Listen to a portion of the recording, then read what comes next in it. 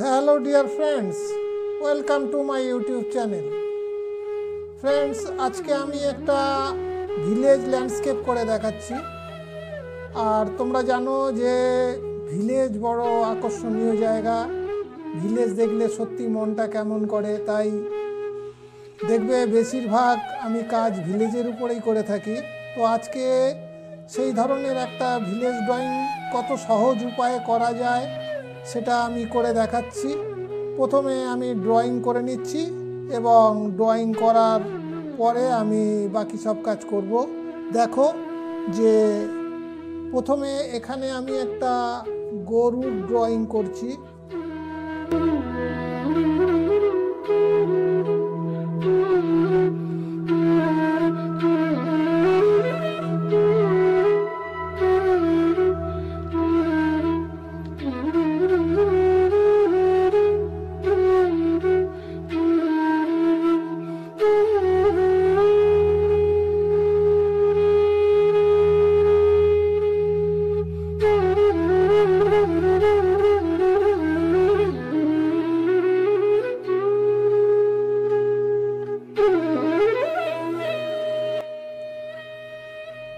যেহেতু গরুটা একটু ঘুরে দাঁড়িয়ে রয়েছে, সেই জন্য ড্রয়িংটা আমি সেইভাবে কিভাবে করছি একটু দেখো। এখান থেকে পা হবে,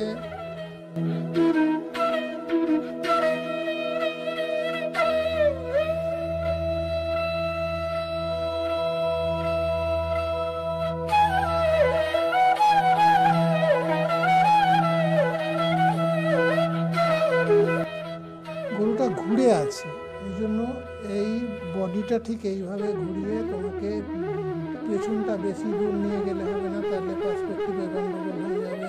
এইভাবে গরুটাকে নিয়ে এসে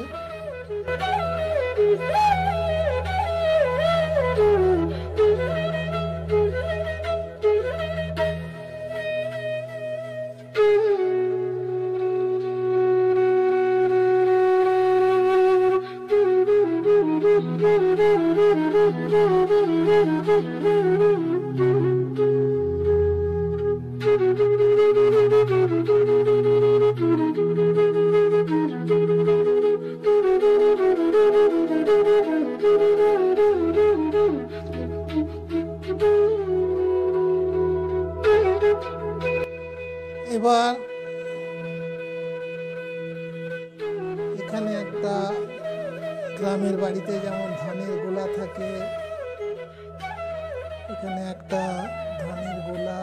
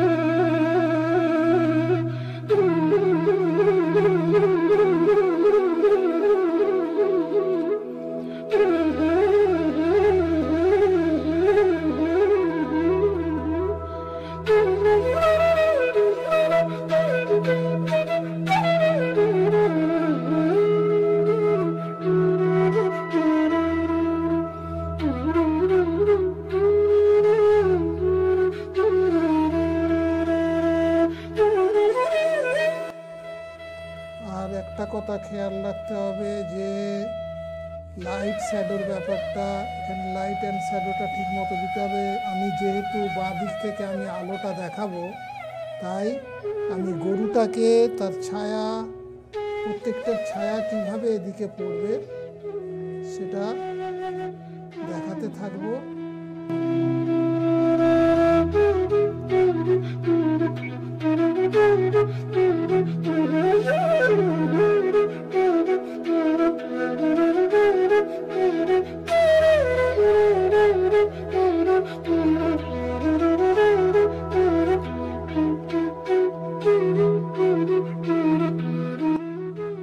মোটামুটি ড্রয়িংটা করে ফেলেছি, এবার আমি কালার করব। তবে একটা কথা,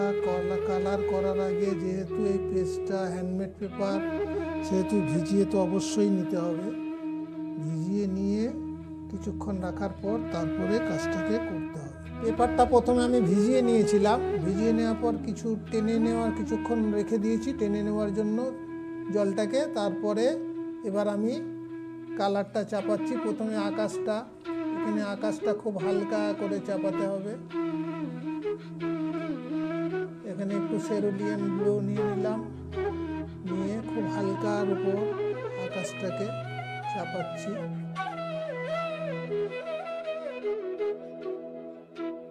এবারে দেখো, যখন আমি আকাশটা চাপাবো, আমি যদি এই বোর্ডটাকে একটু চাগিয়ে উপর দিকে তুলে ধরি, তাহলে আকাশটা মিশে যাবে। নিচের দিকে রংটা আপনি গড়াতে থাকবে, গড়ালে আকাশটা মিশে যাবে ভালো।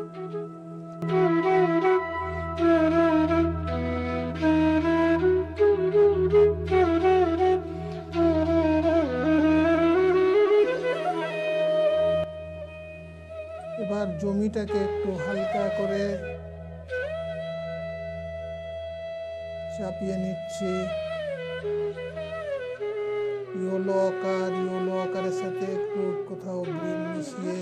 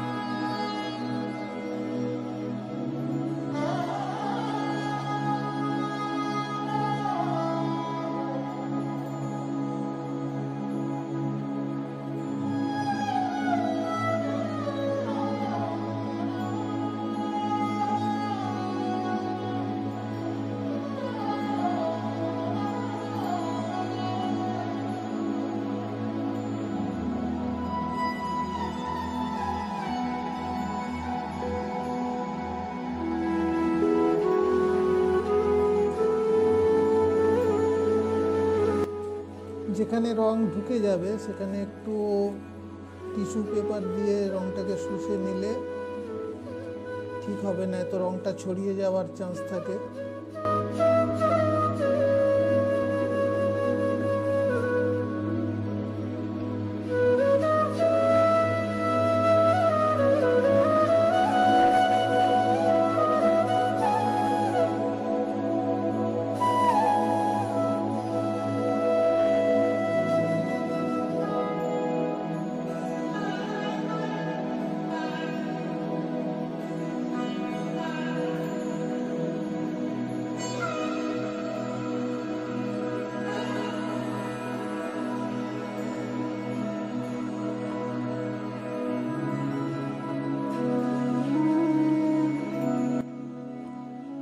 গাছটাকে যখন চাপাবো তখন ছায়ার দিকটা আমাকে খেয়াল রাখতে হবে। ছায়ার দিকটা আগে ডার্ক করে নিতে হবে।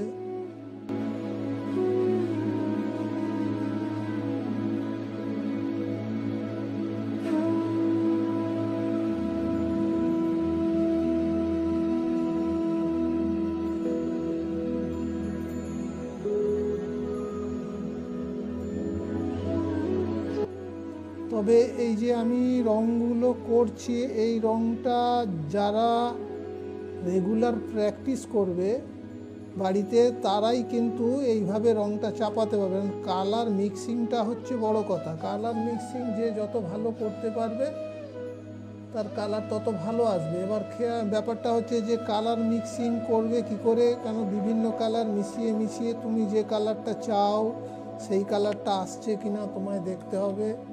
এবং তার জন্য কি হয়, বেশি প্র্যাকটিসের প্রয়োজন হয়। যত প্র্যাকটিস করবে, প্র্যাকটিস করলে দেখবে যে তুমি কালারগুলো, যখন কালার সম্বন্ধে বুঝতে পারবে ব্যাপারগুলো, তখন কিন্তু তুমি নিজেই দেখবে কালার তৈরি করতে পারছো এবং সুন্দর কালার তৈরি হবে এবং ছবিও সুন্দর হবে।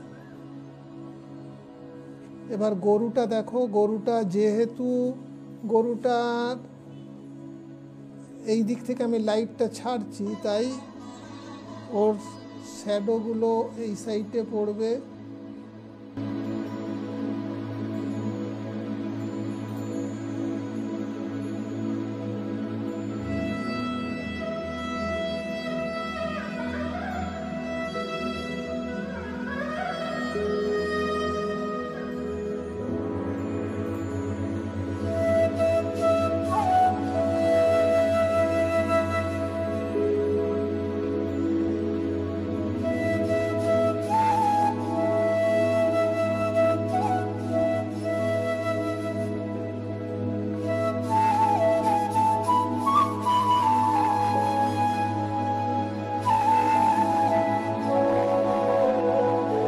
তবে এই যে ছবি করছি, এই ছবিটা কিন্তু মন থেকে সব ছবি করা সম্ভব হয় না। এটা কিন্তু আমি ইউটিউব চ্যানেলে যেসব ভিডিওগুলো থাকে, ট্যুরিজমের ভিডিওগুলো, সেই ভিডিওগুলোর থেকে স্কিপ করে করে আমি আমার পছন্দ মতো ছবি বাছাই করে নিয়ে তারপর করি। তো এইভাবে তোমরা ছবি সংগ্রহ করবে, নাহলে কিন্তু ছবি করা সম্ভব নয়।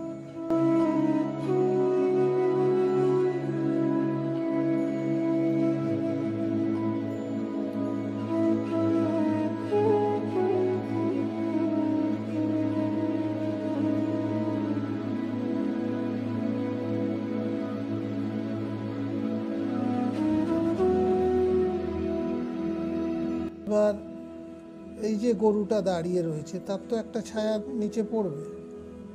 সেই ছায়াটাকে তোমাকে হালকা করে ছায়াটা ফেলা দরকার।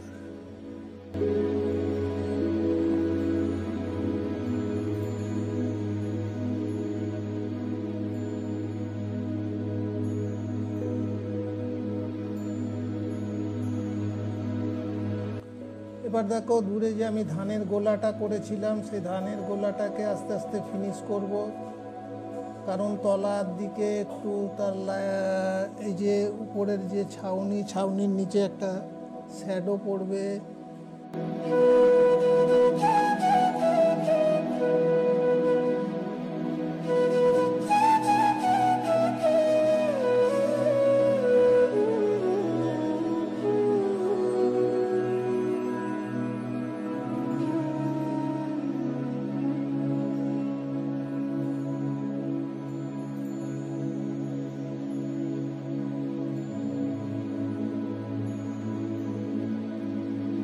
এবারে আমি গরুটাকে একটু ফিনিশ করতে হবে। গরুটাকে কিছু টোন দিয়ে গরুটাকে ফিনিশ করে নিচ্ছি।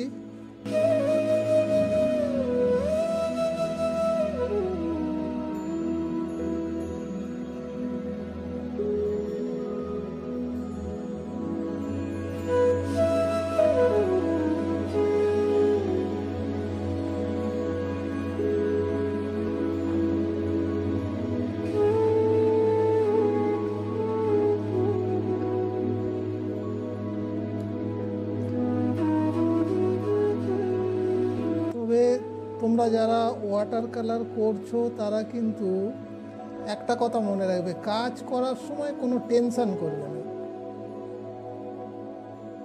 অনেকেই ওয়াটার কালার চাপাতে একটু ভয় পায়, অনেকেই আছে দেখেছি যে ওয়াটার কালার চাপাতে, কারণ যারা আমার কাছে শেখে, স্যার এবার কি করব, স্যার এবার কি করব, এই যে ব্যাপারটা, এটা তোমরা অত টেনশন করবে না, নিজের মনের মতো করে চাপাবে, দেখবে ঠিক ছবি বেরিয়ে গেছে।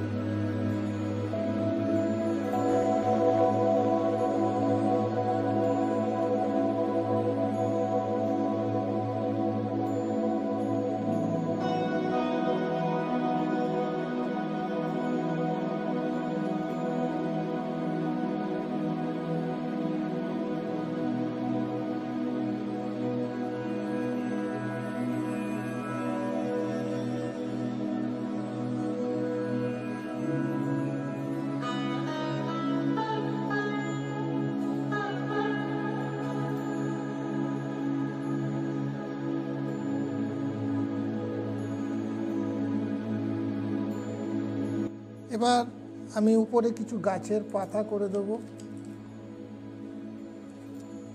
যেখানে তোমার এখানেও কালারগুলো নিজেকে তৈরি করে নিতে হবে। কিছু কালার নিয়ে এখানে কিছু পাতা, এই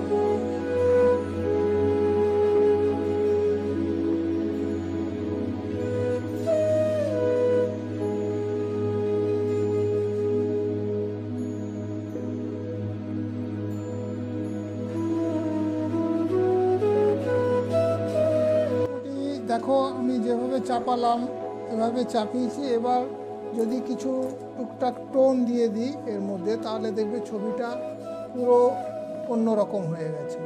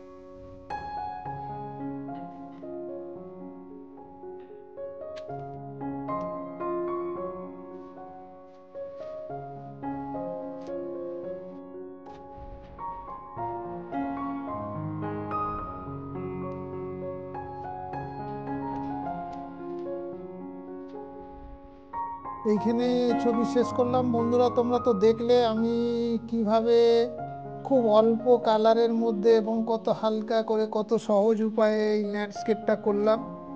আশা করি তোমরা বাড়িতে যদি এইভাবে আস্তে আস্তে প্র্যাকটিস করো, মানে সাহস নিয়ে, কখনোই ভয় পাবে না ছবি করতে, তাহলে দেখবে যে ছবি তোমাদের ঠিক সুন্দর বেরোচ্ছে।